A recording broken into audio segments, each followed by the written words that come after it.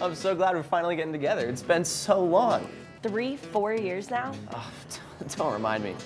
Fair enough, fair enough. So, tell me, what's new with you? Pretzel? Actually, I'm gluten-free now. What? Since when? A couple weeks ago. No more bread, no more pizza, no more beer? Gluten's in beer? In barley, in rye, and especially in wheat. How do you know that? Well, we've been hearing so much about gluten lately that I thought I'd read up on it. Oh, of course. What exactly is gluten, though? It's a protein, helps food keeps its shape, makes it chewy. But for people with celiac disease, gluten can trigger an immune response that can actually damage their small intestine. I don't think I have celiac disease, but I've been having these digestive problems lately, and I've heard all this talk about gluten intolerance and the gluten-free diet. And? I feel better. So, do you think that your digestive problems were caused by gluten intolerance? My symptoms went away, and I know a lot of people who've said the same thing. My best friend was gluten-free. And I know a few other people, though, who just made this choice just because, I guess. The reason, I don't know what the reason was, but they said that they just wanted to try it. I think she did notice a difference after changing. I'm guessing that's something medical. I think they're pretty positive as a gluten. Gluten-free, a trendy dietary choice, and celebrity approved. Gluten-free is mainstream, and it's still going up. Supermarkets cater to this fad diet by labeling any object void of gluten as gluten-free. Even food that is naturally gluten-free gets the gluten-free label. However, despite all of the publicity, very few people need to resort to this diet for medical reasons. It was a little more than a year ago.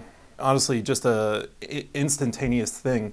One night I went to bed, the next morning I had horrible stomach pains. For Adam Swetlick, the pain wouldn't let up. It would just be an intense pain right in the abdomen, abnormal bowel movements, just really weird stuff, to the point that it interfered with my life. After 9 months of digestive problems and extensive testing with several doctors, Adam decided to try something else. I tried, to go gluten-free in case I had developed some sort of gluten sensitivity.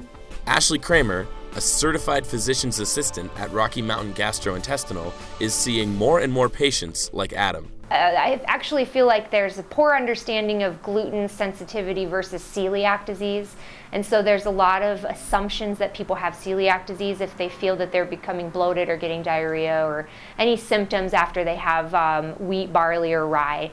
And so they automatically assume I have celiac disease. Well, that's often not the case. In fact, actual celiac disease is very rare. Due to heavy influence from pop culture and emerging diet fads, self-diagnosis is becoming more prevalent. Especially when people research on the internet, do a Google search of their symptoms, it's going to bring up really serious diseases, cancer, you might have ulcerative colitis. And so when they come here, they're really scared. And oftentimes, especially in the younger population, there is actually no disease process going on. That being said, changing his diet could solve Adam's problem. Intestinal troubles can also be caused by FODMAPs. FODMAPs stands for fermented oligosaccharides, disaccharides, monosaccharides, and polyols. FODMAPs? Sounds like something very fancy. I have not heard of that. I have not heard of FODMAPs. In everyday terms, FODMAPs are sugars. Now when people hear sugar, they assume it's what you put in your coffee or what you use to sweeten your cereal. But in reality, sugar refers to a specific type of molecule that your body can absorb for nutrients.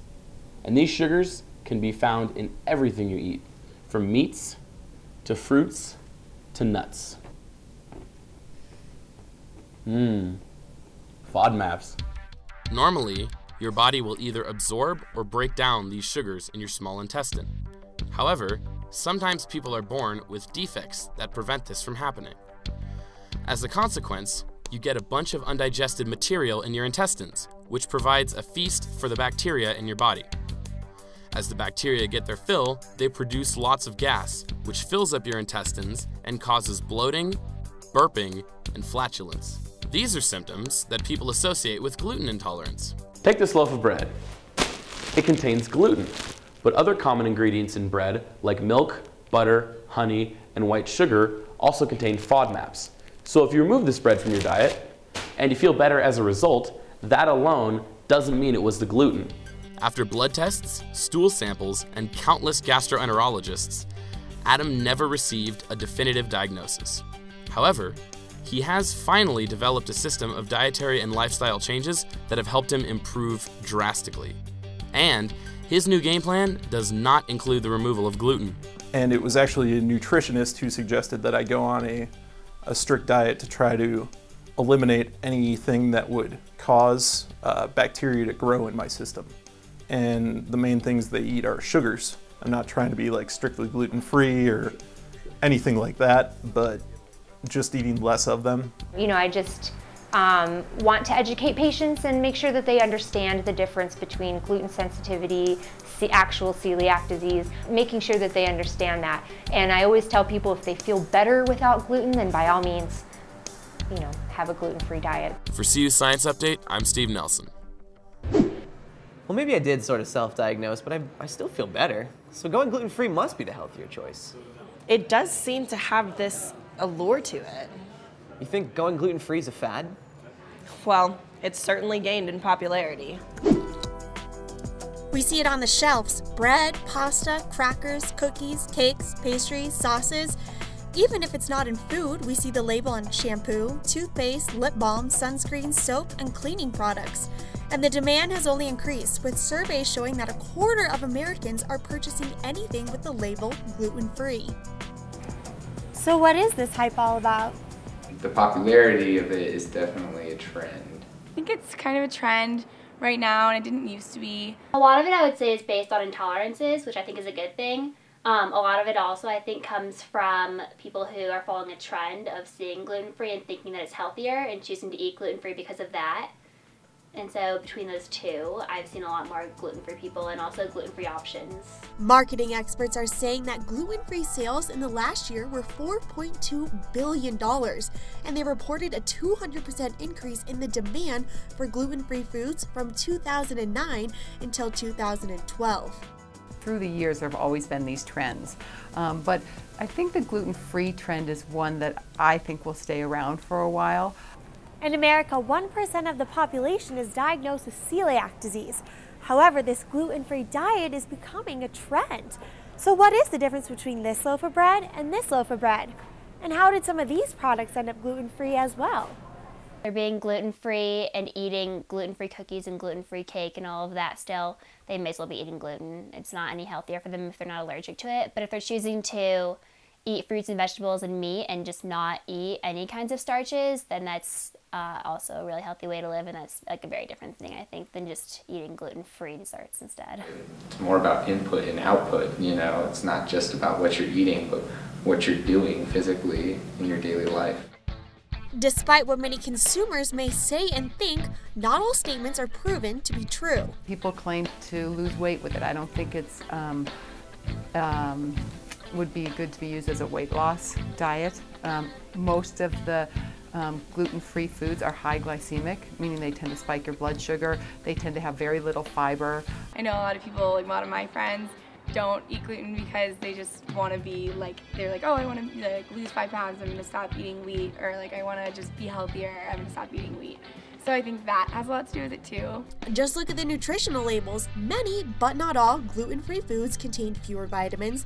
They're low in iron, they have less fiber, and more sugar. You know, saying that someone's going to lose weight by going on a gluten-free diet, there's no research behind that. The demand for gluten-free options is still on the rise.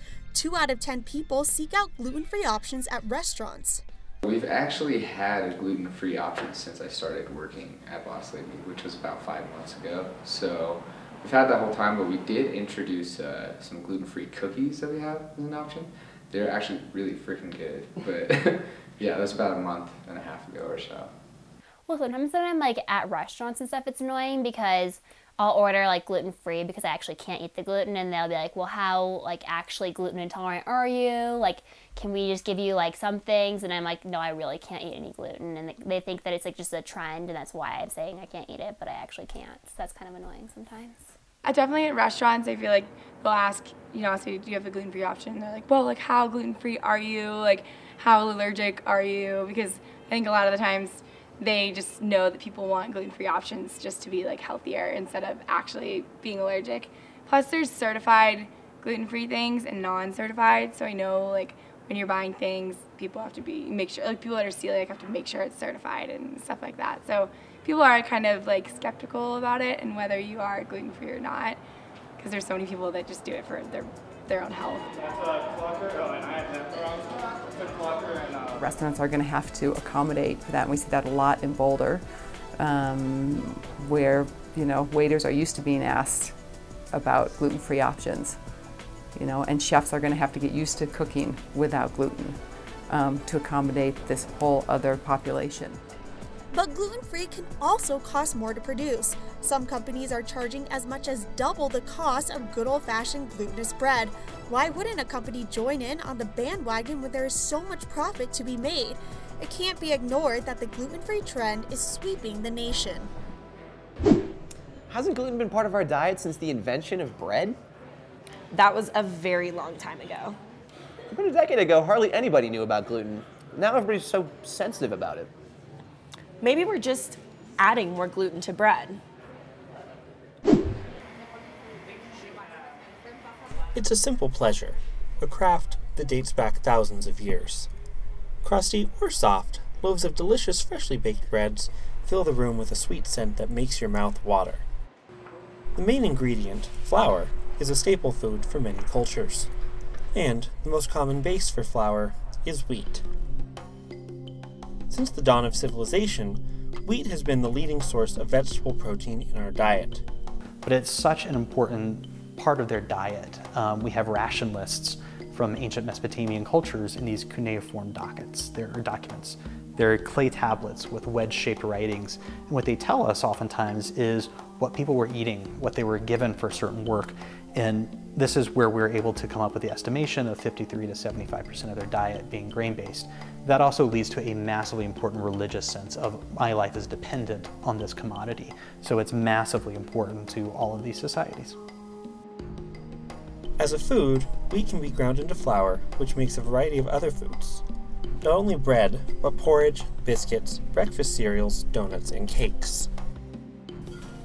Wheat that contains certain sugars can also undergo fermentation, and the production of beer.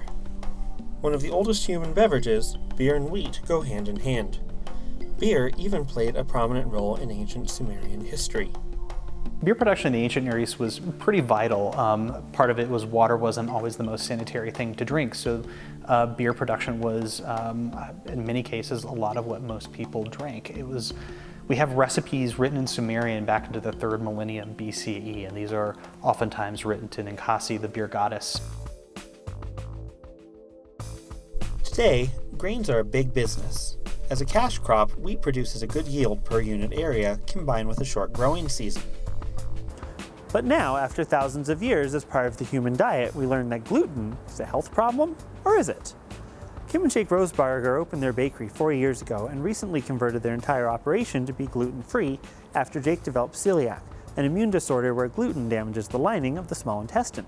But once I got diagnosed, that was about a year and a half ago, it just really galvanized our position, and you know, it was painful for me to be around the wheat all the time. My health was not very good, and we just decided that if we were really going to do it, we should just go full bore at it. As part of the conversion process, Jake even found his own replacement for wheat flour. We use oat flour, brown rice, sometimes white rice, tapioca, sorghum.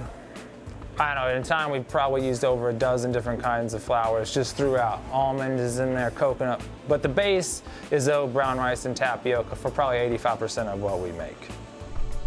Today's trend is to jump on the gluten-free bandwagon. For something a large majority of people think is better for them, even when only a small minority really needs a diet that is gluten-free. In that minority is Jake and many of his loyal customers. We've only continued to grow. Since we've opened, we've just grown really well every year, and the trend is continuing. I was concerned, our family was concerned that if we dropped gluten, will we lose half of our customers. At the time, we were doing both. Gluten-free accounted for about half, and wheat traditional accounted for about half of the sales. We didn't miss a beat. With the number of people being diagnosed as gluten-free on the rise, Jake's business should continue to grow. Anthony Garcia, CU Science Update. So have celiac cases been on the rise? Yeah, but nobody can really say for sure why. Nor do we know the exact cause, but our ability to diagnose celiac disease has gotten better. And it's easier to manage once you get rid of gluten from your diet. That must mean quite a lifestyle change. What is gluten? Like wheat products and processed foods and stuff like that. A wheat byproduct? That's my best guess. Gluten is the protein in the wheat or wheat products that binds the flour. It's an ongoing mystery, a gluten-free diet. But what many people don't know is that it's a serious health problem. While most people tend to self-diagnose, there are some people that have an autoimmune disease to gluten, celiac disease. Just gluten-free granola bars. Basically every granola bar has gluten in it, so sometimes it's hard to be like running out of the house, grabbing. Meet Rachel Leonard. She was diagnosed with celiac disease a few years ago, and it's changed her lifestyle ever since. Basically it was a lot of blood tests, just over and over and over, and nobody really knew what was wrong with me. And then finally one day I stopped eating gluten and I felt fine again, and then I went in and got tested and they were like, oh, you have celiac disease. Rachel's not alone either. Around 3 million people in the United States have celiac disease. So why is it such a difficult lifestyle to live? The symptoms for celiac disease vary from kind of similar to when you have the flu, you feel really achy, and I don't know, it just feels like something's wrong. So it'll make me like really, really tired and just really, really achy, or like just your whole body will hurt. It's becoming a lot more common for people to say they have an intolerance to gluten without having celiac disease. But now, allergists have an increased knowledge for understanding the diagnosis. And with the demand of a gluten-free lifestyle, sometimes it's difficult to determine the symptoms of celiac disease and a simple allergy. The most extreme symptoms include abdominal pain, fatigue, vomiting, and trips to the bathroom. And some of these lifestyle modifications happen when celiac disease people travel away from their home. They run into more issues than they do in their everyday life to make accommodations. When I went to a conference this summer in Washington, D.C., and for dinner, it was like a plated dinner for 500 people, and they had pasta for dinner, and obviously I can't eat pasta because it makes me sick. So it was just this huge ordeal trying to communicate with all the wait staff and figure out if there was food they could feed me. As the diagnosis gets better, celiac sufferers are finding that they have numerous options available to them. For people like Rachel, it's not a huge inconvenience, especially considering that half the grocery store shelves have gluten-free options. For CU Science Update, this is Allison Zimmerman. You know, I'm beginning to wonder if going gluten-free does more harm than good. Unless you have celiac, gluten really isn't going to do you any harm. So only a small percentage of people definitely need to be gluten-free. As for me, I should probably get an official diagnosis before I change my diet. But if life's better for you without bread, that's perfectly fine too.